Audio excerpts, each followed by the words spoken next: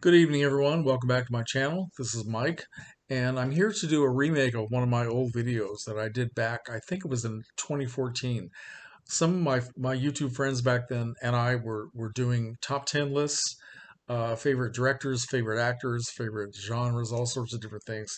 And one of them that we did was the top 10 favorite films of Vincent Price. Okay? Entirely subjective. Are not the greatest films of Vincent Price, but the ones we like most. And so recently, one of my other YouTube friends left a comment on this video, and she said that it was very hard to see. And she was right because I went back and checked on it, and the video is so dark you can't really see, you can barely see me, and you can't see the movies that I'm holding up.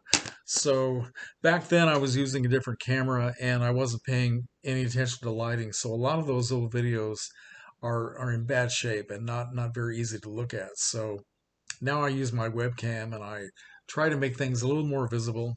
So I'm going to do it again and also sort of update the choices that I made back then. And so here we go. Top 10 favorite Vincent Price performances. All right. Now, everybody who knows who Vincent Price is will pretty much associate him with horror films. And that's something that he got into later in his career in the early 1950s, beginning with The House of Wax. And before that, he had actually done a lot of variety of films, going all the way back to 1938. So he was not always a horror star, but he did give some performances that were sort of dark and gothic and creepy even before he started getting almost exclusively into the horror film business. So let's start out with this film from 1945. This is Laura. Directed by Otto Preminger, classic film noir. It stars Gene Tierney, Dana Andrews, Clifton Webb, Vincent Price, and Judith Anderson. Now, in this film, Vincent Price plays a guy named Shelby Carpenter, who is engaged to this beautiful artistic lady named Laura. What is Laura's last name in the movie? I can't remember now. But Laura, played by Gene Tierney, is actually at the beginning of the film, she's dead. And the rest of the movie is exploring what happened to Laura. So Dana Andrews, as the detective, has to question all of these people who were involved with her. And her fiance was Shelby, played by Vincent Price, who is also involved with Judith Anderson, who is a very strong woman who really is controlling the man because he's very weak. And that kind of set a pattern for Vincent Price and a lot of the characters he would play in the rest of his career. He was quite often the victim of a very strong-willed or even predatory woman who led him into some very dark places. But this is a beautiful film, beautiful music. Um, just everything about it is just first rate, and Vincent Price is very good in this. All right, Laura. Next up is the following year he did this film called Shock, which is also considered to be a film noir by many people, including the 20th Century Fox film noir collection. And I don't know if I would call it a film noir, but it's a very good mystery, very interesting. Yeah, Vincent Price plays a doctor who, at the beginning of the film, is seen by a woman in a hotel room across from where he is. She sees him murder someone, and it just actually almost makes her comatose. And Vincent Price is the psychiatrist who is called to treat this woman who has seen him commit a murder. So it gets very crazy. He is a very complicated character, and Lynn Barry is his co-star, very interesting actress in the 1940s. She is his nurse and his mistress, and she has almost complete control of Vincent Price. So this is one of the early predatory female experiences that he was going through in his film. Very good movie where this lady is being pretty much imprisoned by these two people to prevent Vincent Price from being found out as being a murderer. It gets very convoluted, but it's a cool film and highly recommended. Next up, let's start with his horror film career. 1953, this terrific 3D color film House of Wax, which was a remake of the Mystery of the Wax Museum back in the early 1930s. Vincent Price plays a sculptor who is really a very good character, but he is the victim of someone who destroys not only his studio but also leaves him for dead and burned up in this fire. When it's I can't remember now what the plot points were that made this happen. It's been a while since I watched this, but Vincent Price. Let's see who else is in this. Frank Lovejoy, Phyllis Kirk, Carolyn Jones, and yeah, okay, directed by Andre de Toth. So I don't remember all the details, but he is actually not an evil character, even though he does evil things. But it's a great film, great visuals, and like I said, originally in 3D. I've never seen it that way, but Vincent Price is very, very good, and he was off to a good start to the rest of his decade as a horror star. And here's one of the best, one of my favorites.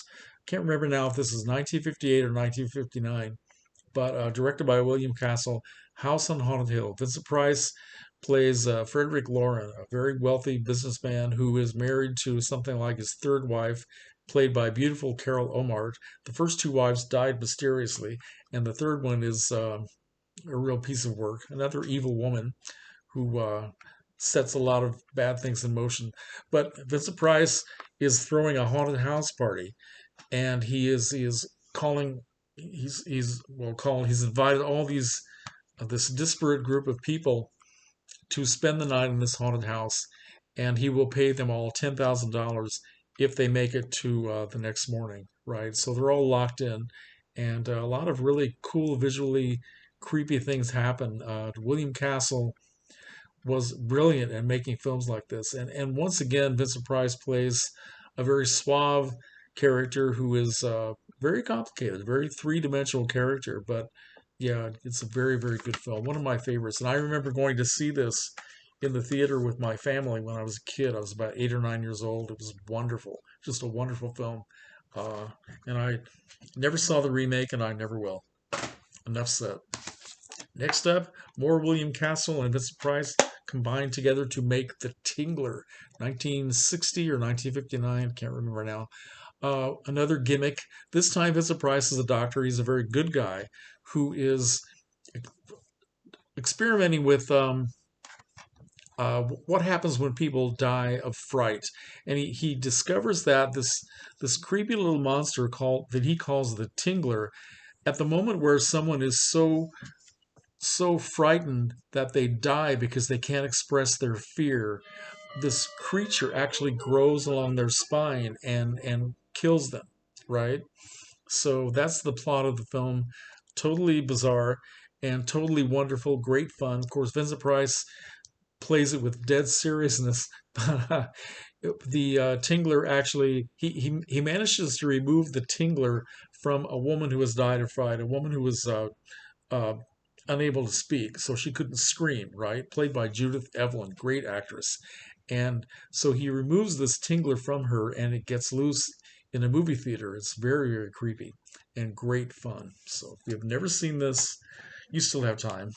Okay, next up is the first film that Vincent Price made for American International, the Edgar Allan Poe series that was begun by director Roger Corman, 1960, Fall of the House of Usher. He plays a great part, very serious, very, what's the word? Very dark and very depressing atmosphere in this house, which is filled with ugliness and decay, and it involves catalepsy, people who are said looked upon as being dead, and they're buried alive because you cannot tell that they're still alive. And there's a little more to it than that, but Vincent Price stars along with Mark Damon and a young actress named Myrna Fahey, plays his sister, plays Vincent Price's sister, who is indeed buried alive. So there's really nothing supernatural going on here, but the ambiance, it's in color, um, just everything about it is just absolutely first rate. And it started a series of many very successful films based on the stories, I should say loosely based on the stories of Edgar Allan Poe. But this is where it all began. Next up is another film that he made at American International. Well, he made The Raven, but this is the one I'm talking about here is a comedy called The Comedy of Terrors, 1963. It was not a horror film, but it was a comedy horror film. It had all the ambiance and the atmosphere of a horror film, but it was very funny. Vincent Price stars along with Boris Karloff, uh, Joyce Jameson, Peter Lorre, Basil Rathbone, and Joey Brown. And he plays, along with Peter Lorre, they run a funeral home, and they decide they only have one coffin, right? So when they go to bury somebody, they end up going back to dig the person up so that they can throw their body into the ditch, into the grave, and then take the coffin back. So that's what we're dealing with here. It's very, very funny. Directed by Jacques Tourneur, and I know I'm pronouncing that badly, but this is a very, very funny movie, and a good chance to see Vincent Price being very, very funny, very sarcastic. Okay, next up is my number one favorite of all of the um, Vincent Price, Roger Corman, Edgar Allan Poe films from 1961. This is the second film in the series, The Pit and the Pendulum. And I don't know, I can watch this a million times. It co-stars my favorite actress, Barbara Steele, who is she's the evil predatory woman in this one. Very small part, but very memorable, very well done. Vincent Price, John Carr, Barbara Steele, Luana Anders, and Anthony Carbone. Great musical score by Les Baxter. Visually, it's one of the most interesting, and of course, you have that great scene at the end where the actual pendulum is featured, and it's extremely well done, very impressive. Vincent Price in this one plays a good character who goes mad and then does something evil, but he's very gentle in this one. And a lot of critics at the time didn't like his performance because they thought that he was just kind of not impressive. He wasn't very masculine in his performance, but it's very good. He does a good job, and Barbara Steele is a good match for Vincent Price in this one. But yeah, very good. Pit and the Pendulum. Next up is one of the last in the series of the Poe films from 1965. This is The Tomb of Ligneia, which was filmed in England on an old estate where there's an old ruins of an abbey. So it was very visually exciting. And Elizabeth Shepard is the co-star. And in this one, Vincent Price gives one of his most controlled performances. It's in a way it's very cold. It's a very complicated performance about a man who simply cannot get over the death of his first wife, his beautiful first wife. And the second wife that he marries is, of course, played by the same woman. And the resemblance between the two starts to just affect his mind. And we find out some very deep, dark secrets about this man and about his first wife. It's very, very well done. And all right, next up is back to Edgar Allan Poe. Sorry, I can't get away from these movies because they were all so good. The Mask of the Red Death, on a double feature here with The Premature Burial, which is another Edgar Allan Poe film, this time starring Ray Milland. But The Mask of the Red Death from 1964, even though I can't say it's my favorite film, I'm making this the number one because I think it's the superior film. It's a great, great performance by Vincent Price. He plays an evil man named Prince Prospero, who back in the time of the plague in Europe, he is partying like it's 1999, right? He just, with all of his gluttony and his evil group of friends who just are they exploit everybody, they exploit the poor. Vincent Price in this one is almost a one-dimensional character because he's just 100% evil, but it's done so well and so brilliantly that you don't really mind. Hazel Court is a co-star, and Jane Asher is also in it. Excellent, excellent film. Probably visually the best of all of the series with what they're able to do with color. It's just amazing.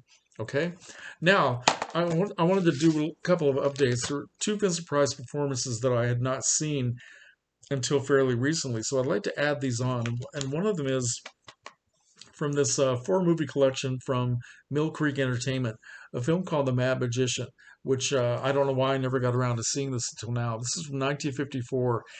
excellent, excellent film and great performance by Vincent Price. He plays a magician named Gallico the Great. He's a very good man, a very complicated man, but he's a good man, and he is unfortunately sort of deceived by his own manager into into well, his manager closes Gallico's show and gives all of his tricks, all of his ideas to a rival magician. And this drives Gallico mad and he becomes a homicidal maniac. But it's still, and he kills that magician and he disguises, he's a master of disguise, right? He disguises himself as that magician and continues to live his life. Very complicated story. I was surprised at how good it was. Okay. Vincent Price, Mary Murphy, Ava Gabor is in it. Ava Gabor is wonderful. I haven't seen that many films with her, but she plays the evil ex-wife in this one. She is terrific. And the director is John Brom, who is a very, very talented director. All right, now, and the other one I wanted to show you is a film called Dragon Wick from 1946. This is, wow. I had heard of this for years, but I don't know why I never got around to seeing it. And it's put out by Twilight Time Video. And a lot of you who know about this company know what good product they were putting out. And it's a shame they're no longer in business. Dragonwick, directed by Joseph L. Mankiewicz. His first film as a director, and he later, of course, became just legendary as a director. But this was his beginning. Uh, Starring Gene Tierney, Walter Houston, Vincent Price, Glenn Langan, Anne Revere, and Spring Byington. It's a gothic mystery, not really a horror film, but it's very dark, very, very dark.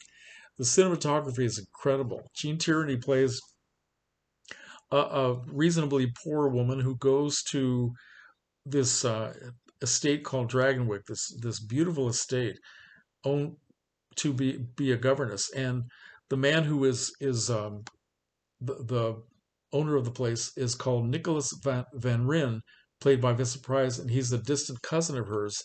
And at first, he seemed like a very decent romantic guy, and then they end up getting married, and it gets very, very dark. Again, he plays one of his most evil characters in this, and I was amazed at how good this film was. Let me show you the artwork inside, because Twilight Time does some really nice work. Okay, and there's a little booklet here, sort of a little essay, which I admit that I have not yet read. Here's a lobby card. But look at that nice artwork. Isn't that great? So, Dragonwick. This is one I will watch again and again. It's a very, very well done film. And that is my top 10, or I should say top 12 video for the films of Vincent Price, my favorite performances. And once again, as always, comments are welcome. Let me know what you think, and I hope everybody can see this time. So, thanks for watching, folks. Take care.